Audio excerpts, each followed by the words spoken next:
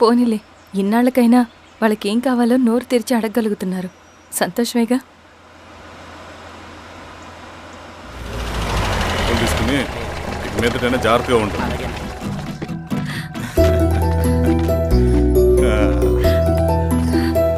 బాగున్నావమ్మా? బాగున్నానన్నయ్య, నువ్వెలా ఉన్నావు? బాగున్నాను. రా లోపలికి వెళ్దాం. రా కూర్చో. సో ప్రయాణం అంతా బాగానే జరిగింది కదా? నీ ఫేవరెట్ నెత్తిపూరి. రా వడ్డిస్తారా? ప్లేట్ తిప్పు. నాకొద్దన్నయ్య, నాకు మంచి కాఫీ తాగాలని ఉంది. అమ్మో, నీకు నచ్చినట్టు కాఫీ చేయాలంటే ఆ దేవుడి దిగి రావాలి తల్లి. ఏంటో అన్నయ్య, మంచి కాఫీ తాగకపోతే ఇక ఆ రోజంతా అదోలా ఉంటుంది నాకు. రేయ్ సామే, అర్థమైంది. శిరీష్ అమ్మకి మంచి కాఫీ కావాలి, అంతేగా నేను వెళ్ళి పట్టుకొచ్చేస్తా. ఎక్కడికి స్వామి? మన ఊళ్ళో మెగాస్టార్ హోటల్ ఉందమ్మా, అందులో కాఫీ చాలా బాగుంటుంది, నేను వెళ్ళి పట్టుకొచ్చేస్తా. స్వామి, కాఫీ అంటే అక్కడికి వెళ్ళి వేడి వేడిగా తాగాలి. నేను వస్తాను పద. అవునమ్మా, అక్కడ నేను కూడా తాగాను, చాలా బాగుంటుంది, వెళ్ళు. థ్యాంక్ యూ అన్నయ్య. ఆడుతూ పాడుతూ పని చేస్తాం. కాఫీ బాగుంది. ఎవరు చేశారు? మా రవణ పెట్టాడమ్మా. రవి? ఎవరు రమ్మను? రవణ మేడం పిలుస్తున్నారు.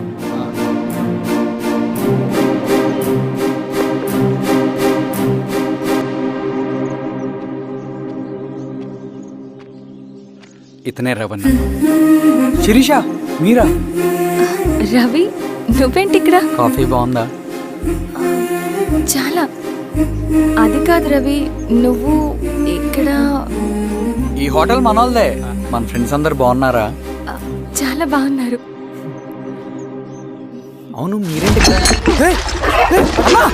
ఏమైంది అన్నా? అన్నా ఏమైందన్నా? అన్నా? లే అన్నా. స్వామి త్వరగా కారుదా. జాగ్రత్త అన్నా, త్వరగా పట్టి తీయనా. త్వరగా పోనీ.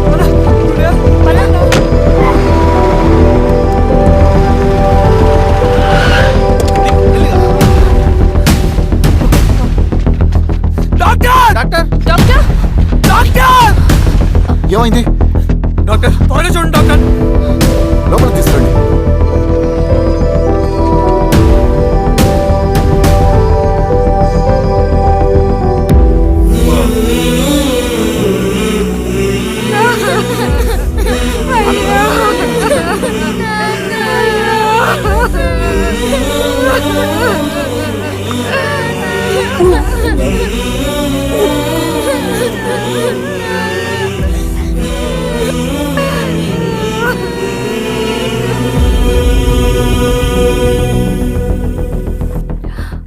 ఎలా ఉంది డాక్టర్?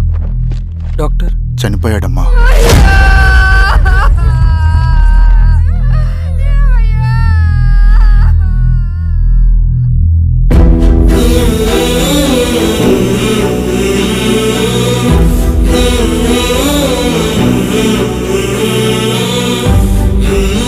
ఆ పేపర్స్ ఏంటి రవి? అతని భూమికి సంబంధించిన పేపర్స్. ఒక సంవత్సరం నుంచి ఈ పేపర్స్ పట్టుకుని ప్రతిరోజు ఎంఆర్ ఆఫీస్ చుట్టూ తిరిగేవాడు. భూమిని తాకట్టు పెట్టి అప్పు తీసుకున్న పాపానికి టైంకి వడ్డీ కట్టలేదని అప్పిచ్చిన ఆ దొర ఎంఆర్ఓ ఆఫీసులో లంచం ఇచ్చి భూమిని తన పేరు మీద రాయించుకున్నాడు. ఈ ఎంఆర్ఓ ఆఫీసులో ఎవరు నిజాయితీగా పనిచేయట్లేదండి. చెట్టు కట్టి నరకాలు ఒక్కొక్కడిని. నరికేడవేంటి రవి? నువ్వు కాగితం మీద ఒక బొమ్మ గీస్తావు, ఒక చోట సరిగ్గా రాదు, ఏం చేస్తావు? ఎరేజర్తో సరిచేస్తావా, లేకుంటే ఆ పేపర్ని చింపేస్తావా? మరి మనుషుల విషయంలో ఎందుకు రాదు ఆ ఆలోచన? తప్పు చేసిన ప్రతి ఒక్కరిని నరుక్కుంటూ పోతే చివరికి మిగిలేది మనుషులు కాదు, శవాలు.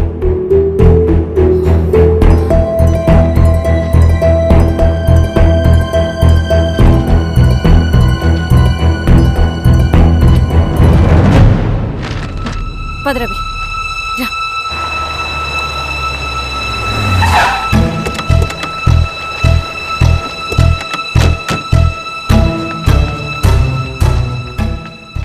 పానుకోటి నర్సయ్య ల్యాండ్ ఎవరు చూస్తున్నారు? మీరెవరు? ఇదిగోండి అప్లికేషన్.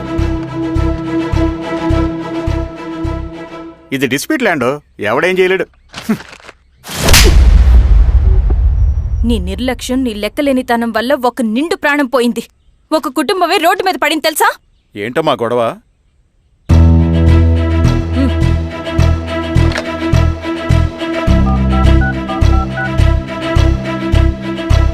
Hello sir.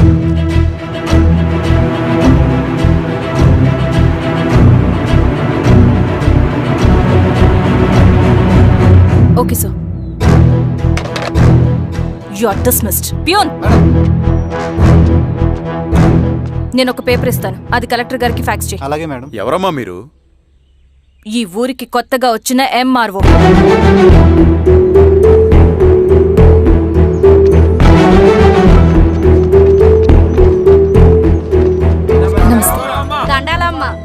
మీ పరిస్థితులు నాకు తెలుసు. పని చేస్తేనే మీకు పూట గడుస్తుంది. పనులు మానుకుని మీరు ఈ ఆఫీస్ చుట్టూ తిరగాల్సిన అవసరం లేదు. మరి ఎట్టాగమ్మా? నేనే మీ ఊరొస్తాను. ఆ రోజు అరగంట వీలు చూసుకుంటే చాలు, మీ పని పూర్తయిపోతుంది. దండాలమ్మా.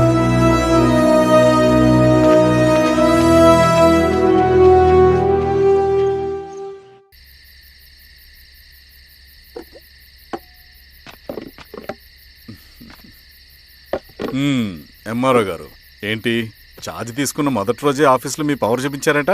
అన్నయ్య, నువ్వు సస్పెండ్ చేసిన వ్యక్తి నా దగ్గరికి వచ్చాడమ్మా. పాపం కన్నీళ్లు పెట్టుకున్నాడు. అతడి వల్ల నష్టపోయిన ఒక వ్యక్తి నా కళ్ళ ముందు చనిపోయాడన్నయ్య. కన్నీళ్లు ఎన్నిసార్లు తుడుచుకున్నా పోతాయి, కానీ వీళ్ల నిర్లక్ష్యంతో పేదవాళ్ల ప్రాణాలే పోతున్నాయి. అన్నయ్య, మనూరి సమస్య పేదరికం కాదు, నక్సలిజం. నాలాంటి ప్రభుత్వ ఉద్యోగులు వాళ్ల డ్యూటీలు సక్రమంగా చేయకపోవడం వల్ల విసిగిపోయిన జనం అడవిలో వాళ్ల హెల్ప్ తీసుకుంటున్నారు. ఒక వ్యవస్థ ఇక్కడ సరిగ్గా పనిచేయనందుకే మరో వ్యవస్థ అక్కడ పుట్టింది. అందుకే నా పన్నం చేయనివ్వండి. స్నానం చేసిరండి, భోజనం చేద్దాం.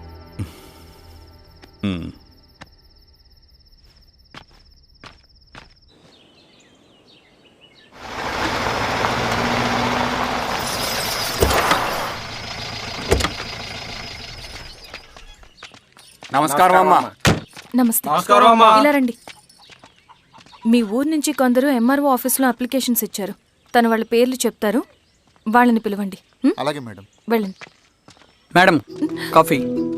నువ్వెప్పుడు వచ్చావు రవి? మీరు గంటకోసారి కాఫీ కావాలంటారు కదా, మాటి మాటికి వెళ్ళి రావడం ఎందుకని వచ్చేసా.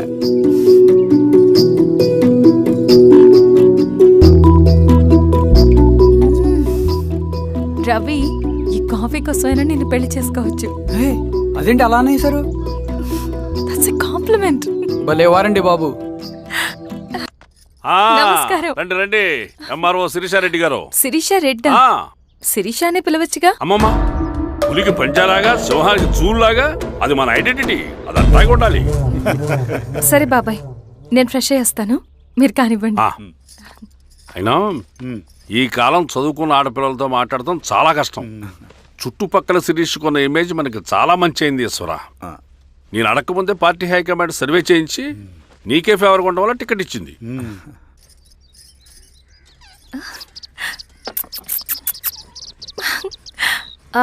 అనేవాళ్ళు ఎక్కడ?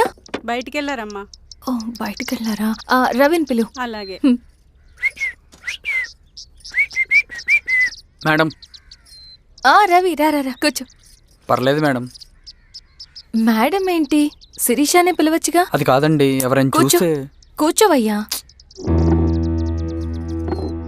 ఇది ఆఫీస్ కాదు రవి, మా ఇల్లు. వడ్డించు. సరే అమ్మా.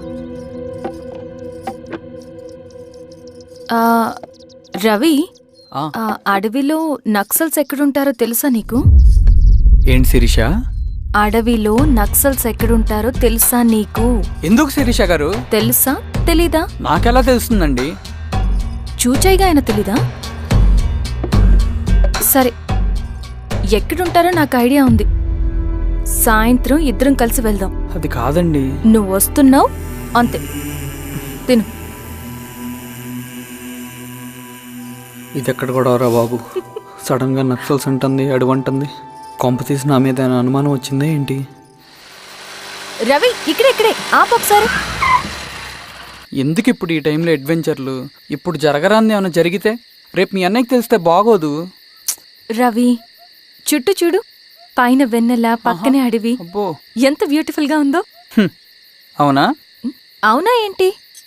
అసలు ఎప్పుడు చూసినా ఎందుకలా డల్ గా ఉంటున్నావు? కాలేజీలో ఇలా ఉండేవాడివి కాదు కదా, ఏమైంది? అది ఒక్క నిమిషం. హలో మేడం, పేషెంట్కి అర్జెంటుగా ఏ పాజిటివ్ బ్లడ్ కావాలి మేడం. రవి, అర్జెంటుగా హాస్పిటల్కి పోనీ. ఏమైంది? పోనీ. రండి మేడం, ప్లీజ్ రండి.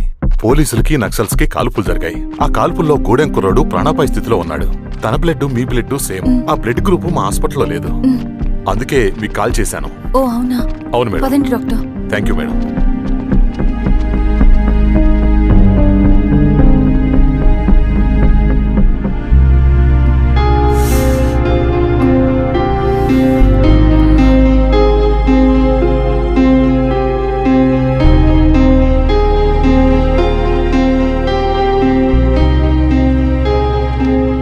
Thank you madam. పర్లేదు డాక్టర్, ఇప్పుడు అతనికి ఎలా ఉంది? తను స్పృహలో లేడు మేడం.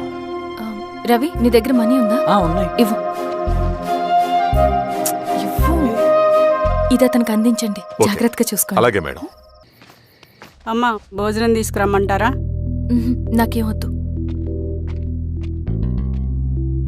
భోంచేయకపోతే ఆరోగ్యం పాడవుతుంది శిరీష. నువ్వు వెళ్ళి తీసురా అమ్మా. సరే. రవి, నాకు ఒక మంచి కాఫీ చేసిస్తావా? తలనొప్పిగా ఉంది. చేసిస్తా కానీ తర్వాత నువ్వు భోంచేయాలి.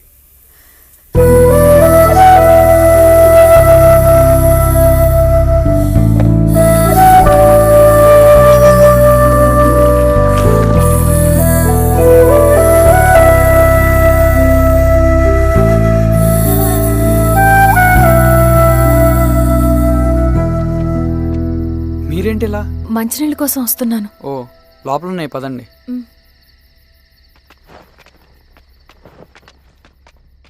ఇదిగోండి మంచినీళ్ళు.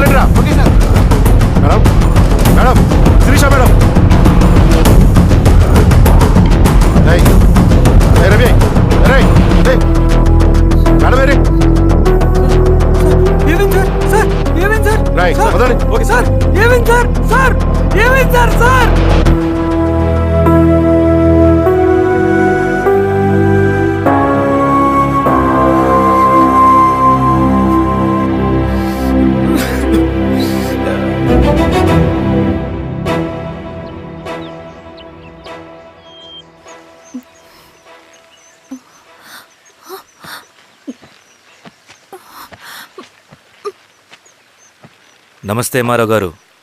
మా అడవిలో మర్యాదలు ఇలాగే ఉంటాయి, షాక్ అవ్వాల్సిన అవసరం లేదు. జెడ్పీటీసీ ఎలక్షన్ జరగటం మాకు ఇష్టం లేదు. అవి ఆగాలంటే రెండే దారులున్నాయి. ఒకటి మీరు విత్డ్రా చేసుకోవాలి, లేదా మీరు చనిపోవాలి.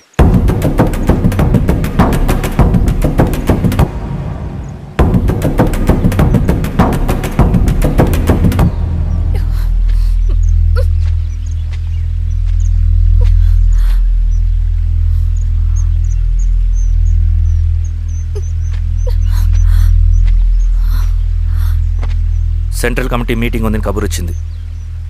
మేము వచ్చేలోపు ఎలక్షన్స్ ఆగిపోయే న్యూస్ రావాలి.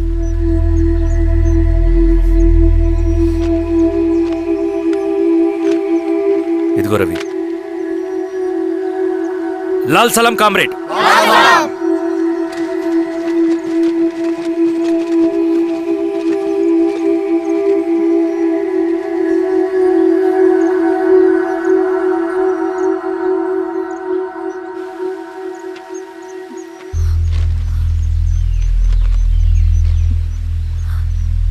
ప్రపంచంలో గొప్ప వాళ్ళ చావులన్నీ నమ్మక ద్రోహంతోనే జరుగుతాయని నిరూపించావు రవి. అన్నయ్యని కూడా అచ్చం ఇలాగే చేసావు కదా. ఎందుకు రవి? ఏం జరిగింది? అన్నీ బాగుంటే దేశం తరపున బ్యాడ్మింటన్ ఆడేవాడిని.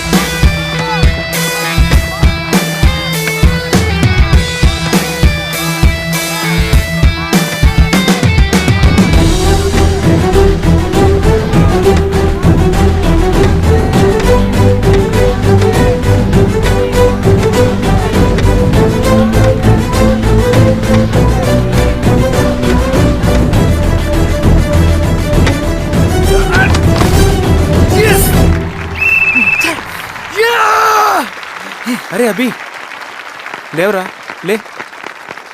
Congratulations. Thank you sir. Ravi, congratulations.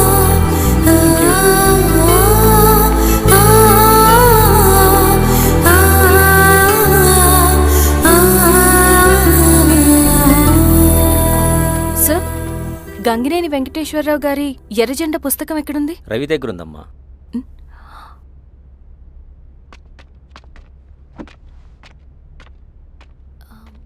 Ravi, మీకు ఈ బుక్స్ అంటే ఇష్టమా? అవును, నీకు కూడానా? నేను ఇప్పుడిప్పుడే చదువుతున్నా. సైలెన్స్. క్యాంటీన్కి వెళ్ళి మాట్లాడుకుందామా? ఓకే. అక్క కాఫీ. థ్యాంక్ యూ రచన. పర్లేదక్క. అయ్యో, కాఫీ అస్సలు బాగాలేదు. 1 minute ఇప్పుడే వస్తా. ఎక్కడికి? ఇక్కడికే వచ్చేస్తా. 1 minute అండి.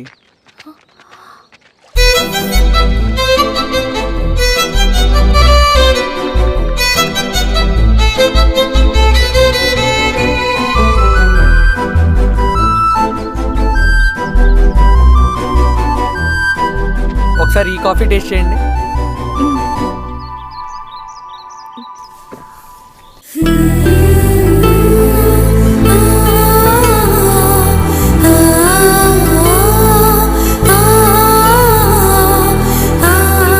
చాలా బాగుంది. థ్యాంక్ యూ అండి.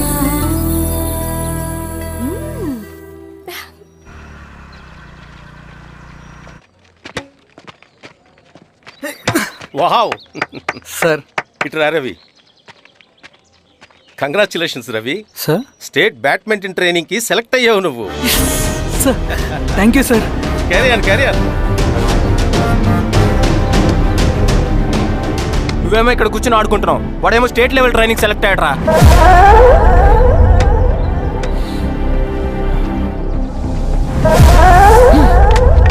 అరే, మొత్తానికి నువ్వు అనుకున్నది సాధించావురా. రే, ఎప్పుడు మనం ఎంచుకున్న మార్గమే మన జీవితాన్ని మారుస్తుందిరా. Hi Ravi. All the best Ravi. నీకోసమే, తీసుకో. Thank you. బాయ్.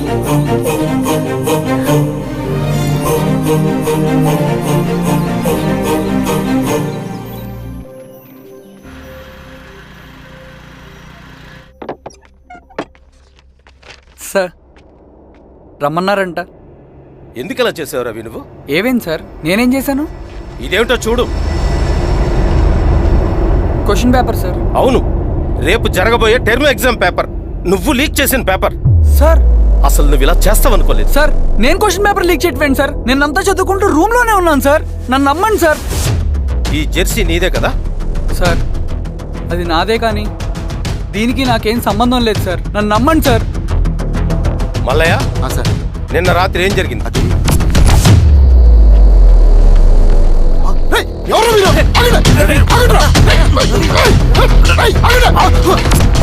అతను అబద్ధం చెప్తున్నాడు సార్. నాకేం తెలియదు సార్. నేను దొంగతనం చేయలేదు సార్. నన్ను నమ్మండి. ఐఎమ్ వెరీ సారీ రవి, నేనేం చేయలేను. తప్పు నువ్వే చేసావని అన్ని నీ వైపే ఉన్నాయి. నిన్ను రెస్టికేట్ చేయడం తప్ప నాకు వేరే ఆప్షన్ లేదు. సార్ అంత పని చేయమాకండి సార్. నా లైఫ్ పోతుంది సార్. ఇండియా తరపున బ్యాడ్మింటన్ ఆడాలన్నది నా డ్రీమ్ సార్. నన్ను నమ్మండి సార్. సార్ సార్ సార్ నాకేం తెలియదు సార్. నన్ను నమ్మండి సార్. సార్ నాకేం తెలియదు సార్. నిజంగా నాకేం తెలియదు సార్. సార్ నన్ను నమ్మండి సార్. సార్ నేనేం తప్పు చేయలేదు సార్. నాకేం సంబంధం లేదు సార్. నన్ను వదిలేయండి సార్. సార్ నన్ను వదిలేయండి సార్. కాలేజ్ తరఫున స్టేట్కి వెళ్ళి ఆడదాం అనుకున్నాను. నా కొడుకు తాళం అక్కడే ఉంది కదా.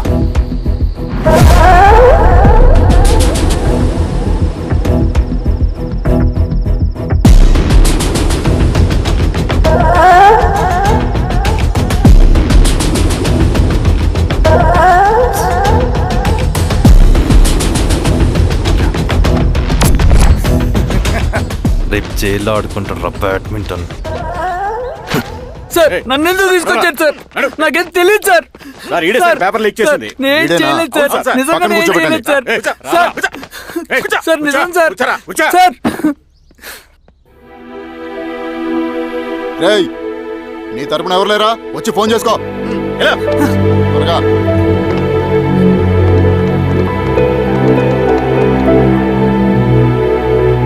సార్ నేను రవీన్ సార్. రవి చెప్పు. సార్ నేను పోలీస్ స్టేషన్ లో ఉన్నాను సార్. మీరు నాన్న అర్జెంట్ గా రండి sir please sir. Police station ఏమైంది రవి? ముందు మీరు రండి సార్ ప్లీజ్. నేను చెప్తాను సార్. సరే సరే వస్తున్నా. వెళ్ళి కూర్చో. సార్ అయ్యా దండలయ్యా. రే రవి నాన్న, ఏమైందిరా? నాకేం తెలియదు ఏయ్, నాన్న. నువ్వు ఆగు. నీ కొడుకు క్వశ్చన్ పేపర్స్ దొంగతనం చేసి దొరికిపోయాడు. ఎఫ్ఐఆర్ రాసి కేసు పెడితే జైలు శిక్ష పడుతుంది. అలా కాకుండా కేసు క్లోజ్ చేయాలంటే 2 లక్షలు కావాలి. వెళ్ళి తీసుకొని రా. అర్థమైందా? ఏదోండయ్యా. ఏయ్, నా సంగతి నీకు తెలుసు కదా. లోపలేస్తే 10 సంవత్సరాలు బయటికి రాడు. వెళ్ళి డబ్బులు కొట్టరా.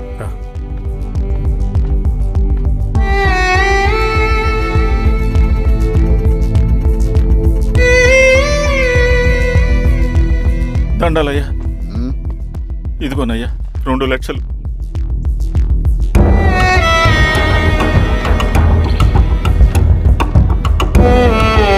రేయ్, ఆయన పంపించండి రా.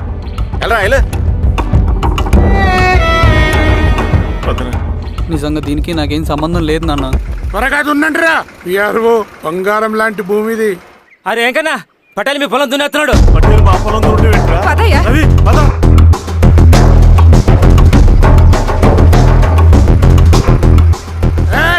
కానీ ఏంట్రా? అయ్యా పటేల్ అయ్యా. మా పొలంలో మీరు దున్నుతున్నారండి. నా పొలంలో నేను దున్నకుంటే వాడు దున్నుతాడా? అన్యాయం అయ్యా. ఏంద్రా అన్యాయము? పొలం అమ్మినావు కదా, అనుకున్న పొలంలో దున్నుతుంటే అన్యాయం అంటారేంట్రా? విఆర్ఓ ఆ పేపర్ని చూడరా, మంచిగా చూసుకుంటారా. పొలం అమ్మేవా నాన్న? అమ్మలేదురా, తాకట్టు పెట్టా. తాకట్టు కాదురా, నువ్వు అమ్మావు, నేను కొన్నాను. నేను అమ్మలేదయ్యా. వీడు నా దగ్గర 2 లక్షలు తీసుకొని ఈ పొలం అమ్మాడు. 2 లక్షలా? ఎందుకు? మీ వాడు చేసిన నిర్వాకం వల్ల చదువుకోరా అని కాలేజీకి పంపితే ఆడుతూ పాడుతూ ఎగ్జామ్ ఫెయిల్ అవుతాడని తెలిసి ఆ పేపర్ లీక్ చేశాడు వీడు. ఏంటయ్యా ఇది? పోలీస్ కేసు అవుతుందని తెలిసి వీడు నా దగ్గరకు వచ్చి 2 లక్షలు తీసుకుపోయి వాడిని బయటికి వినిపించిండు. ఏం రా, అంతేనా కదా? ఇది అన్యాయం అయ్యా. నేను అమ్మలేదయ్యా, నేను అమ్మలేదయ్యా. అవి దొంగ కాగితాలయ్యా. ఏం తమాషా చూస్తుండ్రా? పని చేసుకోకండి. ఇవి దొంగ కాగితాలయ్యా. నన్ను నమ్మండయ్యా. నేను నమ్మయ్యా. దొంగ పేపర్ అవును. చాలా కొత్త. నేను అమ్మలేదే. వాళ్ళు మనల్ని మోసం చేశారు. వాళ్ళు మనల్ని మోసం చేశారు.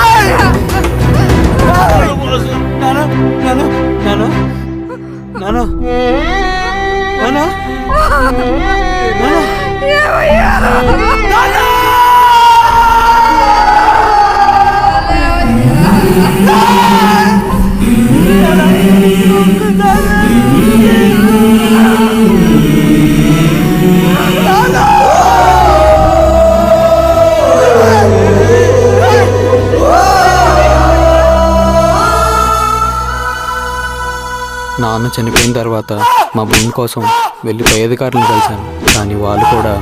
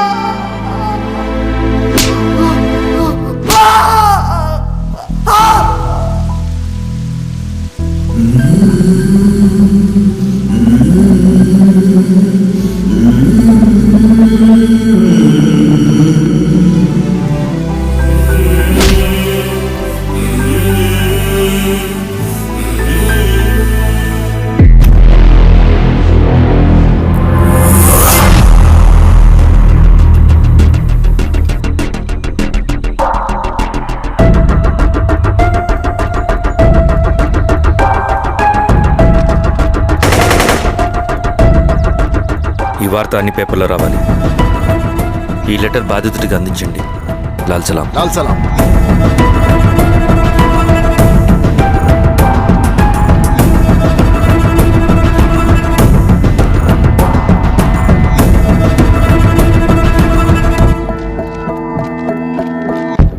ఈ పీడిత భూస్వాముల నుండి విముక్తి కోసం విప్లవ పోరాటం చేయాలి. పేద ప్రజలను సమసమాజం వైపు నడిపించాలి.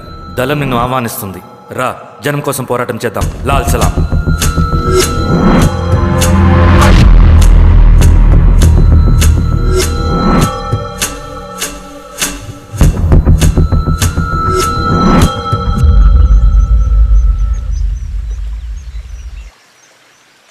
నాకు పట్టిన గతి ఇంకెవ్వరికీ పట్టకూడదని ఉద్యమంలోకి వచ్చాను. ఇన్ఫార్మర్గా చేరాను. దానికోసం ఎంతమందినైనా చంపుతాం, చేస్తాం. కానీ మేమనుకున్న సమాజం తీసుకొస్తాం. కమ్యూనిస్ట్ రాజ్యాన్ని స్థాపిస్తాం. సమాజమా అంటే? రష్యాలో, చైనాలో, వియత్నంలో మా కమ్యూనిస్టులు విప్లవం ద్వారా సాధించిన ఆదర్శ సమాజం. Lenin, Stalin, Mao, Che Guevara, Fidel కాస్ట్రోల్ సృష్టించిన కులాలు, మతాలు, వర్గాలు, వర్ణాలు లేని ఒక సామ్యవాద స్వర్గం. అదే మేము కలలుగనేది. దానికోసమే మేము పోరాడేది. నాకు తెలిసి నాజీ పార్టీలో గోబెల్స్ తర్వాత అంత ప్రొపగాండా మీ కమ్యూనిస్టులు తప్ప ఈ ప్రపంచంలో ఎవ్వరూ చేసుండరు. ఉక్కు మనిషి స్టాలిన్, మానవీయుడు మావో, ఎర్ర జెండా వెలుగు ఇలాంటి కమ్యూనిస్టు పుస్తకాలు చదివితే ప్రపంచవ్యాప్తంగా కమ్యూనిస్టులు సాగించిన మారణ హోమాల గురించి నీకు తెలీదు రవి. స్టాలిన్ మొత్తం ఎంతమందిని చంపాడో తెలుసా? 2 కోట్ల మందిని. మనుషుల్ని చంపడంలో హిట్లర్నే మించిపోయాడు. చాలా మందిని సైబీరియన్ లేబర్ క్యాంపులకు పంపి దారుణంగా హింసించి మరీ చంపేశాడు. 2వ ప్రపంచ యుద్ధంలో బెర్లిన్ని ఆక్రమించిన రష్యన్ సైనికులు 8 ఏళ్ల నుండి 80 ఏళ్ల వయసులో కంటికి కనపడిన ఏ స్త్రీని వదలకుండా సామూహిక మానభంగం చేశారు. అది కూడా మీ కమ్యూనిస్ట్ దేవుడు స్టాలిన్ హయాంలోనే జరిగింది. ఇక మీ మావోయిస్టుల భగవంతుడు China chairman Mao Zedong great leap forwarded cultural రెవల్యూషన్ల పేరుతో 14 నుంచి 20 మిలియన్ల ప్రాణాలని పొట్టన పెట్టుకున్న మహానుభావుడు. ఇది మీ కమ్యూనిస్ట్ దేవుళ్ళు రాసిన రక్త చరిత్ర.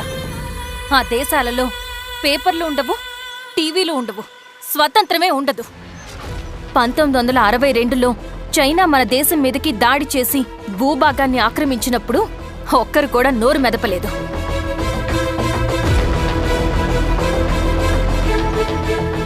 కమ్యూనిస్టుల మానసపుత్రులైన మీ నక్సలైట్లు ఏమైనా తక్కువ తిన్నారా? పశ్చిమ బెంగాల్లోని నక్సల్బరి అనే గ్రామంలో 1965లో జోతేదార్ల దౌర్జన్యానికి వ్యతిరేకంగా పుట్టిందే మీ ఉద్యమం. A for arms, B for Bengal, C for Charu Majumdar. చారు మజుందార్ చెప్పిన స్టేట్మెంట్ గుర్తుందా? వర్గశత్రువుని ఖతం చేసి వాడి నెత్తుట్లో చేతులు ముంచని వాడు విప్లవకారుడు ఎలా అవుతాడు? అక్కడి నుంచి మొదలైంది మీ నక్సల్స్ హింసాకాండ. 1965 నుంచి ఇప్పటిదాకా 1,00,000 మందిని ఉద్యమం పేరుతో చంపేశారు. కేఎస్ వ్యాస్, పరదేశీ నాయుడు, ఉమేష్ చంద్ర, శ్రీపాదరావు, దుగ్గిరాల వెంకట్రావు, హైగ్రీవాచారి, బుడ్డా వెంగల్ రెడ్డి, ఇలా చెప్పుకుంటూ పోతే ఎంతో మంది మీ చేతుల్లో చంపబడ్డారు. ఇంతమందిని చంపి ఏం సాధించారు మీరు? కంపెనీలు తెచ్చారా? ఉద్యోగాలు ఇప్పించారా? ఇళ్లు కట్టారా? హాస్పిటల్స్ పెట్టారా? ఏం చేశారు మీరు? You did nothing. కడితే డెవలప్మెంట్, కూల్చితే విధ్వంసం. విధ్వంసం చేశారు కానీ డెవలప్మెంట్ ఏం చేశారు మీరు? అంటే ఇన్నేళ్ల ఉద్యమంలో మేం మంచి చేయలేదా? లేకేం, ఖచ్చితంగా చేశారు. తెలంగాణ సాయుధ పోరాటం, శ్రీకాకుళం సాయుధ పోరాటం వాళ్ళ చలవే. భూస్వాములు తగ్గి కూలీ రేట్లు పెరిగాయి అంటే అది మీ చలవే. నంబూద్రిపాద్, జ్యోతి బసు, సోమనాథ్ చటర్జీ, పుచ్చలపల్లి సుందరయ్య, తరిమెల నాగిరెడ్డి, చంద్ర రాజేశ్వరరావు, నల్లా నరసింహులు ఒక్కొక్కరు ఒక్కో లెజెండ్. కానీ వీళ్ళు ప్రజానాయకులు. తుపాకీ పట్టి అడవిల్లోకి వెళ్లలేదు.